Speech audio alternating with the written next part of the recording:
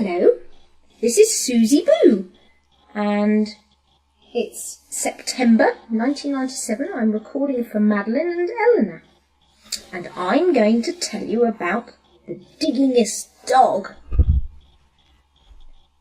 I was the saddest dog you ever could see. Sad because no one wanted me. The pet shop window was my jail. The sign behind me said, "For sale." I was tied to a bare, hard floor of stone. I could not even dig for a bone. I was living all of my life alone, a dog that no one wanted to own. And then one day, at 4:30, Sammy Brown came in the door. Sam took one look at me and cried, "Why are you tied up here inside?" "I've always wanted a dog like you, so I'll tell you what I'm going to do.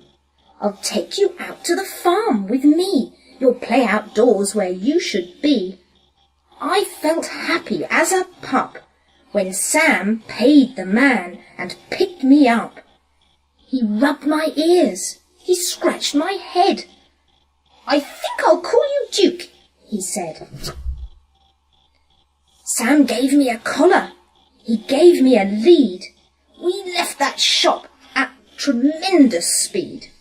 We went a long way out of town. We came to the farm of Sammy Brown. It was the nicest place I'd ever seen, a pretty white house in a field of green. And in the shade of the apple tree, a special doghouse just for me. Next morning, while Sam did his chores, he let me run and play outdoors. I'd never played outdoors before. I'd always lived on that hard floor.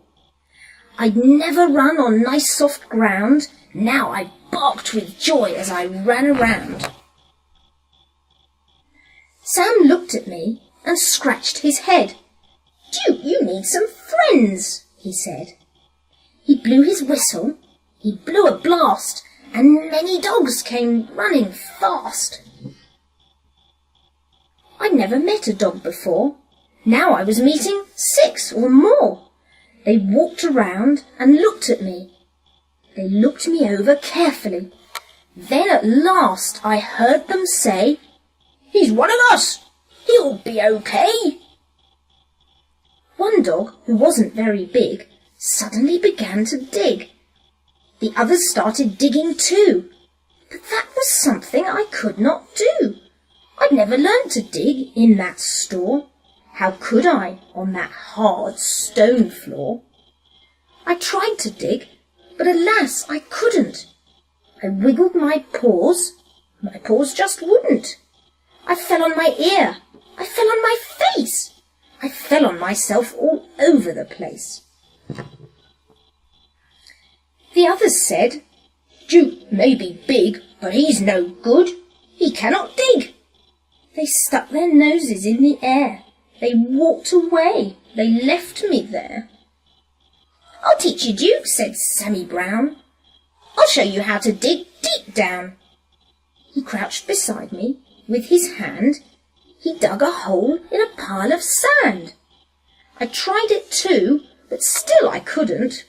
I wiggled my paws just wouldn't. I'd never learned to dig in that store. How could I on that hard stone floor? Sammy sighed. I almost cried. My eyes and nose were full of dirt. My paws and claws and elbows hurt. I had a pain across my back. I knew I'd never get the knack. Sam felt sad and I felt bad. If only I could make him glad. We both knew I'd never get it right. Sam and I couldn't sleep that night. So when the sun rose in the sky, I thought I'd give it one more try. I wiggled one paw. I saw it could. I wiggled the other. I saw it would. I could dig with my paws. I could dig with my claws. I felt no pain across my back. I knew at last I had the knack. Sammy Brown looked out at me. He saw me digging happily. "Good for you, Duke," Sammy cried. "I knew you'd do it if you tried." So I dug farther, I dug faster, I dug and dug to please my master. I dug up grass, I dug up weeds, I dug up daisies, I dug up seeds. I dug up the fence, I dug up the gates, I dug up the garden of Mrs. Thwaites. I dug up the rooster, I dug up the hens, I dug up the sheep and pigs in their pens. I dug and dug, I couldn't stop. I dug up the barber in his shop. I dug up Mr. Rodney Thayer sitting in the barber's chair. I dug my way right through the town. I dug a lot of buildings down. I was having so much fun. I dug up Highway 81. I came to a hill. I dug to the top, but all of a sudden I had to stop. Right in front of me, looking down, there stood my master, Sammy Brown. Sam didn't smile or pat my head.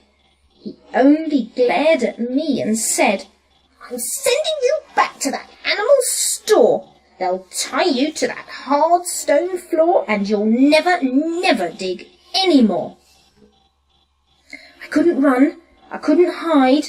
Dogs came at me from every side. And then suddenly I knew there was just one thing for me to do. I ran away from Sammy Brown. I dug a hole that went straight down. I left him standing up on top. I dug and dug. I didn't stop. How deep I dug, I could not tell, but soon I found I dug a well. Mud and water up to my chin. What a fix I now was in. I started to sink. I started to yelp. "Help!" I yelped. "Help, help, help, help!" I could hear them all above my head. I could hear every word they said. One dog growled, "He wrecked our town. This serves him right. Just let him drown." But Sam cried, "Duke, you've been bad. You've made me sad instead of glad. But we're not going to let you die. We'll get you out. At least we'll try." Then at last I heard him shout, "Maybe we can pull you out." Slowly, slowly down they came, each dog part of a long dog chain. I reached up, I touched a nose, I felt them lift me by my toes. Slowly, slowly, bit by bit, they dragged me up out of the pit.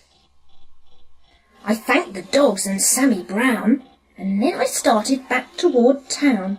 I knew I had to dig once more to fix things up as they were before. That's what I did.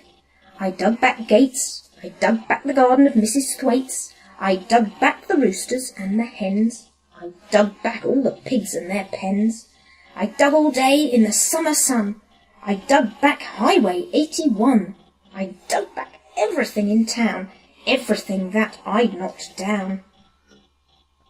Today, when I dig, well, I'm careful now. I'm useful too. Sam lets me plough. He'll never send me to that store or tie me up on a hard stone floor. My dog friends watch and wonder why they can't dig as well as I.